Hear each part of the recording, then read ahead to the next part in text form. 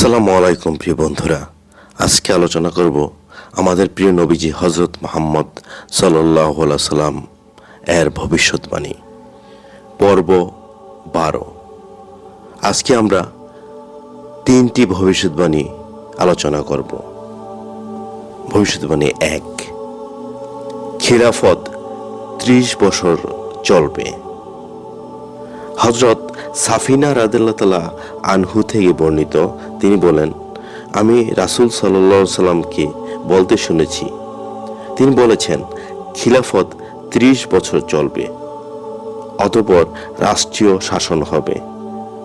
এরপর সাফিনা রাদিয়াল্লাহু তাআলা আনহু বলেন, ইচ্ছা হলে গণনা করতে পারেন, যেমন আবু বকর রাদিয়াল্লাহু তাআলা আনহুর এর খিলাফত 2 বছর, ওমর রাদিয়াল্লাহু তাআলা আনহু এর খিলাফত 10 বছর, ওসমান রাদিয়াল্লাহু তাআলা আনহুর খিলাফত 12 বছর ও আলী রাদিয়াল্লাহু তাআলা আনহুর খিলাফত 6 বছর।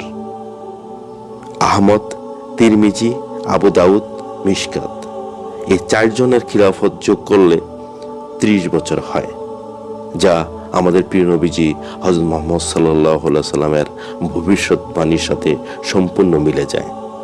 সুবহানাল্লাহ। ভবিষ্যৎবাণী 2, আখিরি জমানায় ইসলাম মদিনার দিকে প্রত্যাবর্তন করবে। হযরত আবু হুরায়রা রাদিয়াল্লাহু তাআলা আনহু থেকে বর্ণিত, রাসূল সাল্লাল্লাহু আলাইহি সাল্লাম বলেন, ঈমান মদিনার দিকে গুটিয়ে যাবে, যেমন সাপ তার গর্তের দিকে গুটিয়ে যায়। এই হাদিস শায়খাগণ বর্ণনা করেছেন। ফিরে যাবে এবং স্থান গ্রহণ করবে, এখানে অর্থ হবে প্রত্যাবর্তন করবে এবং ফিরে যাবে।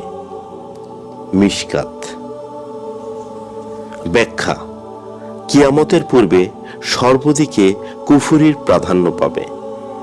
অবশেষে সকল দেশের ঈমানদাররা বিভিন্ন দিক থেকে জড়ো হয়ে মদিনায় ইমাম মাহদীর নিকট জমায়েত হবে। হযরত আমর ইবনে আউফ রাদিয়াল্লাহু তাআলা আনহু থেকে বর্ণিত, তিনি বলেন, রাসূলুল্লাহ সাল্লাল্লাহু আলাইহি সাল্লাম বলেছেন, ধর্ম হিজাজের দিকে গুটিয়ে যাবে, যেমন সাপ তার গর্তের দিকে গুটিয়ে যায়। নিশ্চয়ই ধর্ম হিজাজে স্থান গ্রহণ করবে, যেমন পাহাড়ি বকরি পাহাড়ের চূড়ায় স্থান গ্রহণ করে নেয়। ধর্মের সূত্রপাত হয়েছিল অসমাদৃত অবস্থায়, অচিরেই তা অসমাদৃত অবস্থায় প্রত্যাবর্তন করবে। সুসংবাদ এসব অসমাদৃত চন্দ্রের জন্য, এরা হবেন সেসব ধর্ম অনুসারী যারা আমার পরে মানুষ আমার সেসব সুন্নাত বা আদর্শকে বিকৃত করে দিয়েছিল তা সংশোধন করবে। ভবিষ্যৎবাণী 3, কিয়ামতের পূর্ব মুহূর্তে মানুষ মূর্তি পূজার দিকে ধাবিত হবে। হযরত সাওবান রাদিয়াল্লাহু তাআলা আনহু থেকে বর্ণিত, রাসূলুল্লাহ সাল্লাল্লাহু আলাইহি সাল্লাম বলেছেন, সেই পর্যন্ত কিয়ামত অনুষ্ঠিত হবে না যে পর্যন্ত আমার উম্মতের কিছু লোক মুশরিকের সঙ্গে একাত্ম না হয়ে যাবে এবং আমার উম্মতের কিছু গোত্র মূর্তি পূজা শুরু না করবে। তিরমিজি, মিশকাত। ব্যাখ্যা, মূর্তি 2 ধরনের হয়ে থাকে, যেমন যদি কারো নামের ছবি বা মূর্তি বানিয়ে সেটিকে ভক্তি বা পূজা করা হয়, এটিকে আরবিতে বলে কোনো স্থান, গাছ, পাথর, কাঠ বা পোস্টারে কারো নাম নির্ধারণ করে পূজা করা। এখন বিভিন্ন দেশের রাজনীতিতে দেখা যায় বিভিন্ন মুসলমান তবুও বিভিন্ন লোকদের মূর্তি বানিয়ে তা প্রতিকৃতি বানানো হয় এবং তাদেরকে সম্মান জানানো হয়। আমার মনে হয় এটা সেই ভবিষ্যৎবাণীরই একটা অংশ। সনম ও আওসান উভয়টির ভক্তি বা পূজা করা দ্বারা শিরক প্রমাণিত হয়। রাসূলুল্লাহ সাল্লাল্লাহু আলাইহি সাল্লাম ভবিষ্যৎবাণীতে বলে দিয়েছেন যে কিয়ামতের নিকটবর্তী সময়ে মুসলমানদের শিরক এই পর্যায়ে হবে, সরাসরি অন্যান্য মুশরিকদের মতো নাও হতে পারে। যেমন হিন্দু এবং আরবদের মুশরিকগণ মূর্তি পূজা করতে সর্বপ্রকার শিরকি ইসলামে নিষিদ্ধ।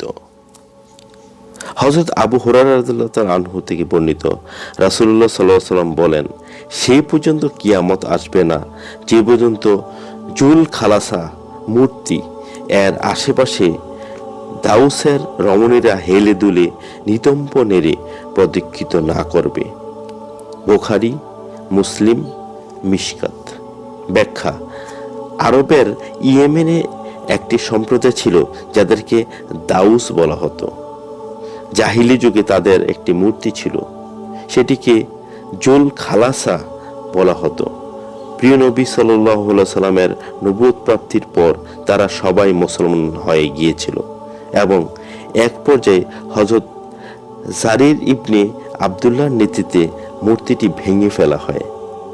মহানবী সাল্লাল্লাহু আলাইহি সাল্লাম ভবিষ্যদ্বাণী করলেন যে কিয়ামতের নিকটবর্তী সময়ে লোকজন এই মূর্তিকে পুনরায় মান্য করবে এবং দাউসের মহিলারা হেলে দুলে নিতম্ব নেড়ে সেটিকে তাওয়াফ বা প্রদক্ষিণ করবে। রাসূল সাল্লাল্লাহু আলাইহি সাল্লামকে তাদের উক্ত ধর্ম ত্যাগ, মূর্তি পূজার সার্বিক অবস্থা দেখানো হয়েছিল। আল্লাহ আমাদের সবাইকে হেফাজত দান করুন, আমিন।